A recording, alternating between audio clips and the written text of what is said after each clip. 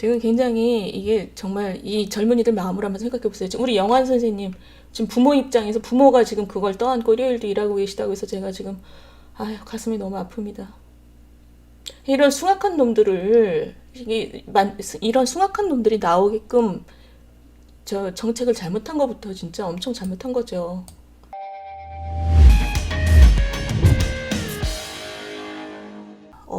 굉장히 가슴이 아픈 얘기인데 전세 사기 얘기하시면 우리 국민들도 여기도 돈이 엄청 들어가야 되는 프로젝트입니다. 여기도 진짜 이거 어떡하겠어요. 돈 써야지. 제가 오늘 그 말씀 좀 드릴게요. 이게 지금 아유 참 국민들의 합의가 필요한 부분입니다. 전세 사기 이게 지금 인천, 강서, 화곡, 서울의 일부 지역뿐이 아닙니다. 인천도 그렇고 경기 화성시 동탄, 부산 사상, 동구, 부산 진구, 경기도 구리 이게 지금 전국적인 사태로 번지고 있습니다. 작년에 안산시 빌라 사기 피해 300명 이것보다 지금 한 10명, 10배가 늘어나서 이게 지금 이분들이 지금 이건 사회적 재난이다 이러고 있습니다. 그래서 여러 가지 얘기가 지금 나오고 있는데 여러 가지 대안들을 요구하고 있고 그게 다 문제점이 많습니다. 근데 문제점이 많은 이유는 이거예요. 이분들 요구하는 바가 다 달라요. 각각의 처지가 다르니까. 어떤 분들은 당장 나 앉아야 되니까 경매 중지시켜주고 그 집에서 그냥 눌러 앉게 해달라. 나 우선 매수해달라. 우선 매수하면 내가 저 차액을 저리로 대출해달라. 이렇게 요구하시는 분도 있고 아니면 정부가 그 매입 임대 해갖고 집을 일단 빌려주라. 우리 길에 나앉을 수 없다. 이렇게 얘기하죠. 왜냐하면 돈도 없으니까 그런 분들이 있고 그 다음에 이런 분들은 무슨 얘기냐 나 다 싫고 보증금 돌려달라. 이렇게 얘기하시는 분도 있어요.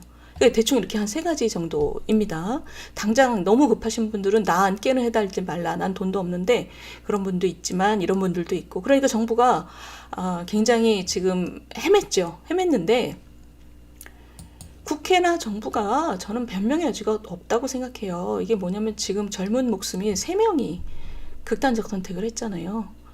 3명의 목숨이 사라지는 동안 정부하고 국회가 느림장 붙고 있다가 지금 3명이 자살하면서 이제 드디어 막 달려들기 시작했습니다. 그러니까 변명의 여지가 없는 거죠. 제가 지난번에 빌라왕 소개시켜드렸잖아요. 최초 빌라왕은 언제? 2021년 여름에 제주에서 죽었습니다. 그 사람은 아마 바지 사장 역할을 했던 사람이죠. 2021년부터 있던 사건인데 지금 2년이 흘렀잖아요. 근데 지금 이런 제도적인 장치가 아직 마련이 전혀 안 돼 있었다. 이거는 사실 변명의 여지가 없습니다. 국회와 정부가 모두. 근데 보시면 지금 드디어 어제 발표가 나왔습니다. 우선 매수권. 경매에서 우선 매수권을 주고 그 차액은 낙찰가에서 보증금을 뺀 나머지 차액은 저걸 하겠다. 저리로 대출해주겠다. 근데 이렇게 하면 문제는 뭐냐. 선순위 채권자들. 이 피해자보다 선순위 채권을 가진 사람들이 화가 날 수 있고 이게 이제 부작용이죠. 그리고 또는 20년 임차를 할 수 있도록 선택권을 준다. 매입 임대를 해서 LH가 매입 임대를 해서 이런 경우의 문제는 뭘까요? 매입 임대라는 게 예산이 있고 가난한 사람들을 위한 제도인데 이분들을 위해서 일단 빼겠다, 물량을 빼겠다라고 하면 이게 어려운 사람들하고의 관계에서 어려운 사람들이 여기서 피해를 볼 수가 있죠. 그러니까 보통 때 빈곤층들. 근데 이분들이 지금 하도 급하니까 이분들한테 먼저 우선권을 주겠다는 거거든요. 매입 임대 예산이 지금 7조 정도 되는데 그러니까 이거를 늘리지 않으면 이 어려운 사람들끼리의 경쟁이 될 수 있다. 그러니까 2가지가 다 부작용이 있습니다. 근데 지금 워낙 상황이 급하니까 특별법을 만들어서 이런 문제를 일단 눈을 질끈 감고 이 사람들부터 지금 구하겠다 이런 겁니다. 그러니까 2가지 정부가 내놓은 안인데 야당은 지금 뭐라고 하고 있냐면 보증금을 돌려주자. 선보상입니다.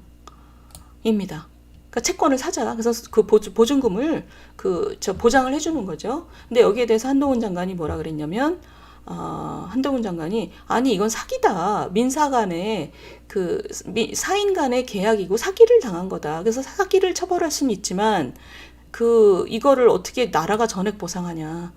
이거는 시장 경제와도 안 맞는다라고 지금 여당이 법무부 의견입니다. 한동훈 장관. 그 다음에 지금 국민의힘 박대출 정책위 의장은 이걸 막대한 세금을 국민에게 전가하는 것은 파퓰리즘이다. 이러고 지금 얘기하고 있습니다. 그러니까 지금 그 시청자 여러분들, 이 얘기는 뭐냐면 이거예요. 지금 우선권, 경매를 해서 우선권을 주거나 그리고 저리 대출을 하거나, 근데 이런 경우에는 여러 가지 부작용이 있지요. 근데 그 부작용 없다 치고 일단 이런 걸 하고, 그 다음에 매입 임대를 해서, LH공사가 매입 임대를 해서 집을 20년 빌려준다. 기일로 나앉지 않도록. 그 다음에 이 두 가지에 대해서는 지금 특별법을 만든다고 한 거고, 근데 야당이 지금 주장하는 거는 그 보증금 돌려주는 거. 이게 이제 그 피해자 중에 상당수는 또 이걸 원할 거 아니에요. 이 세 번째 대해서는 이견이 있는 거죠. 지금 여당은, 한동훈 장관하고 여당은, 아니 이건 사기 사건인데 그러면 세상에 사기당한 사람 다 정부가 돈을 주랴? 이거죠. 어떻게 생각하세요, 시청자 여러분들?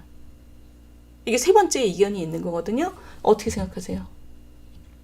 이건 지금 사기 사건 맞죠? 사기 사건입니다. 지금 빌라왕이라는 사람들이 지금 수백 채씩 해가지고 다 뭐 더블로 팔아 챙기고 이래갖고 지금 이런 문제가 생긴 거잖아요. 세 번째 손가락, 이게 이제 굉장히 어려운 문제입니다. 저는 사실 우리 시청자 여러분들 어떤 생각하시는지. 자, 하비루 선생님, 민주당이 벌렸고 지들이 관계 있는 사기다. 워윅 선생님, 한동훈 장관이 맞다. 정부까지 감정적으로 흘러가면 안 된다. 이게 지금 팽팽하세요. 자, 맞습니다. 지금 보세요. 이거 보실래요? 저기 우리 원희룡 장관 공공매입 요구에 대해서, 공공매입이 뭐냐면 아까 집을 사서 보증금을 보장해 주는 거죠. 무슨 돈으로요? 라고 물었습니다. 이걸 어떻게 정부가 다 해주냐 이런 얘기예요.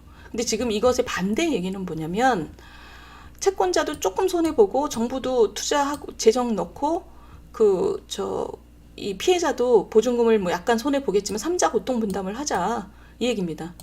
근데 이 원희룡 장관의 얘기가 이거예요. 무슨 돈을 갖고 어느 금액에 사라는 거냐.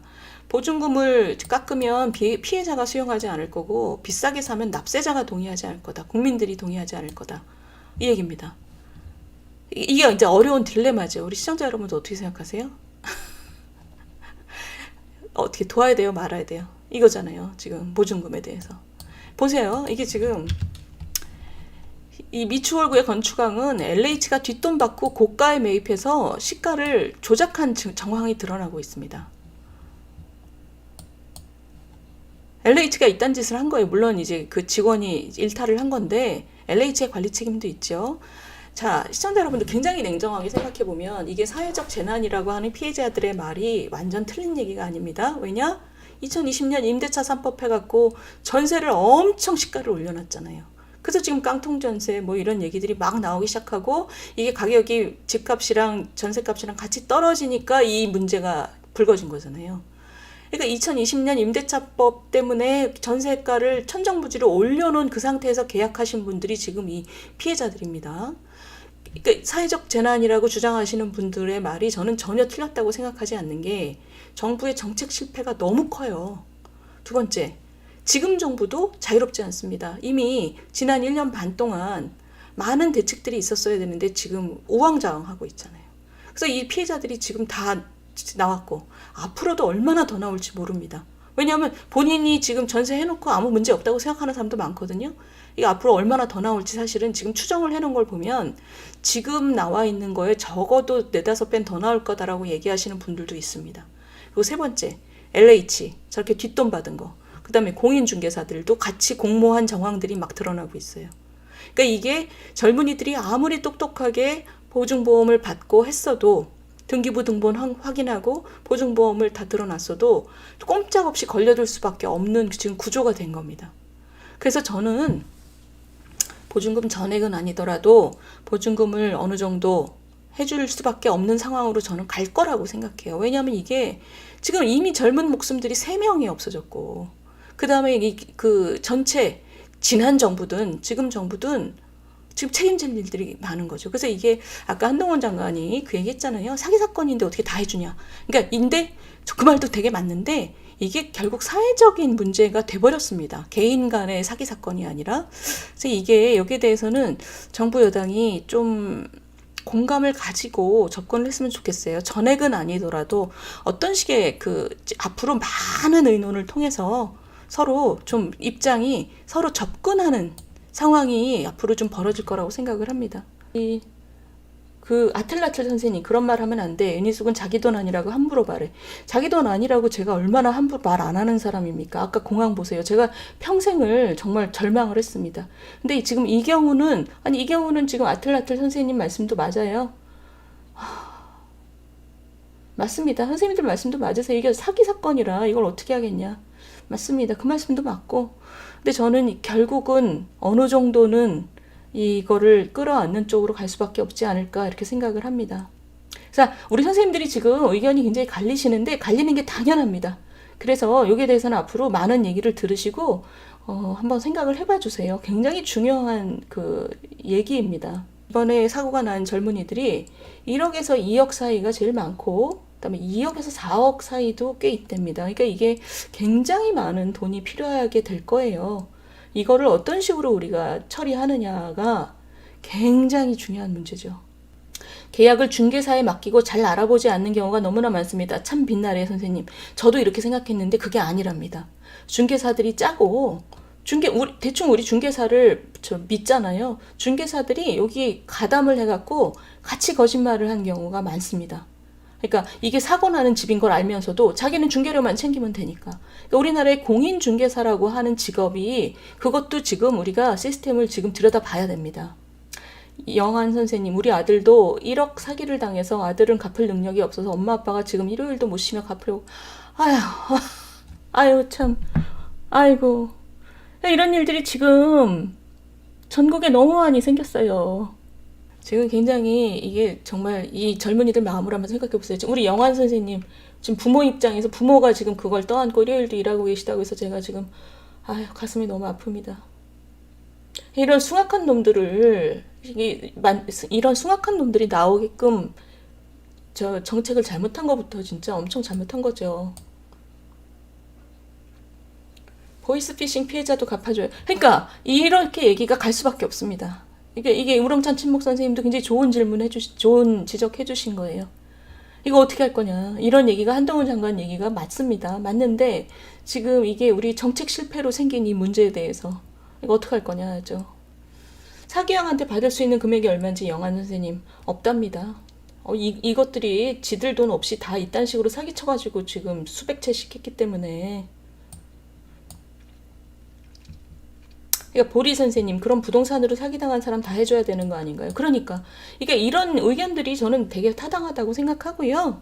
근데 문제는 이게 사회적 재난이라는 거는 정책의 정책 실패로 인한 거, 그다음에 지난 1년 반 동안 대책이 제대로 안 됐고 사람들한테 알리지 못한 거.